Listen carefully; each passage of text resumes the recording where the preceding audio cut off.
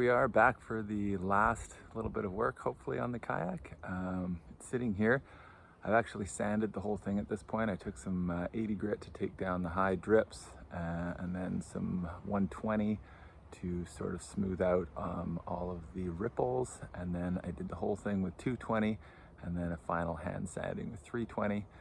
And I think I'm pretty much ready to varnish. I'm just going to clean the whole thing off with some compressed air and some damp cloths. And then I need to do an end pour as well. So you pour some sort of resin mixed with sawdust into the two ends just to bulk those up. And then we'll be able to give it a test, hopefully. So here we are with the kayak turned up on end.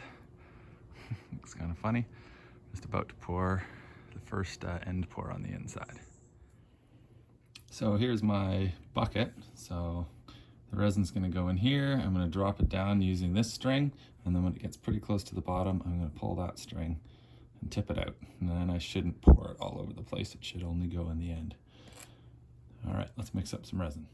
So I mixed up some resin and I basically just poured it in each end one at a time. So at this point, I've finished both of the end pours and I'm just going to spend some time cleaning the kayak with some compressed air before I start varnishing it.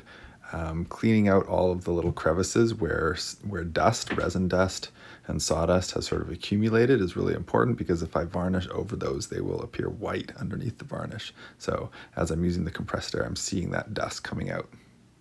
And after blowing it off with compressed air, I used a damp rag to wipe it several times.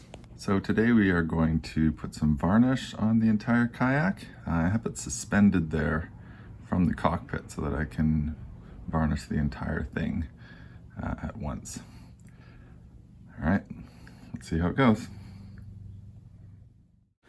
The varnish really brings out the color of the wood, and it's going to leave a high gloss finish. I'm going to do several coats here.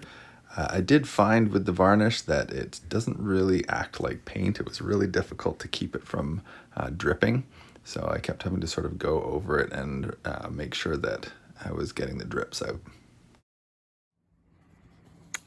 Okay, so the main part of the kayak is finished and we're going to be doing our first water test today.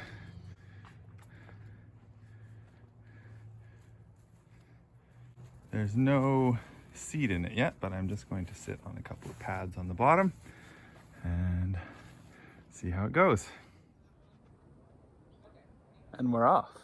Well, here we are at the inaugural christening of the kayak. I didn't bring any champagne, but we're gonna try it out and hopefully it floats. Wish me luck. Oh, hold on. Ready? Here we go, a little tippy.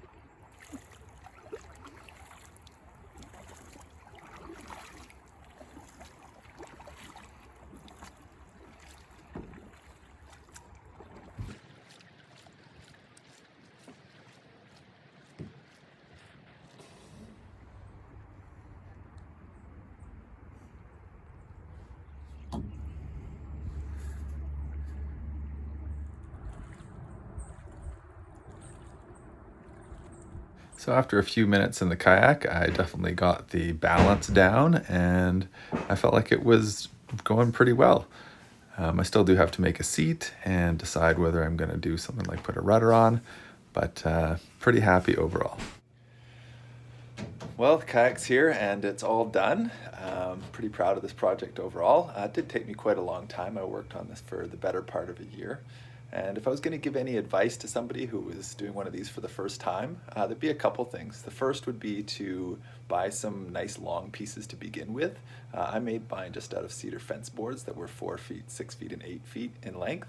And if I'd spent an extra couple $100 and got some 16 footers, I think it would have saved me a lot of time and grief, and I wouldn't have had nearly so many joins. The second thing was when I took it off the frame, and the bottom section spread out, and then I had a real difficult time joining the top and the bottom half together. I should have done something to hold that bottom section in place while I fiberglassed the inside so that it would hold its shape. So those were the two big things.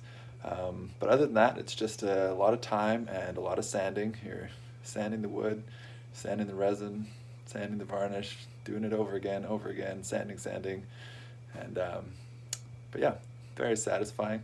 On to the next project. We'll see what I come up with next. Thanks for watching.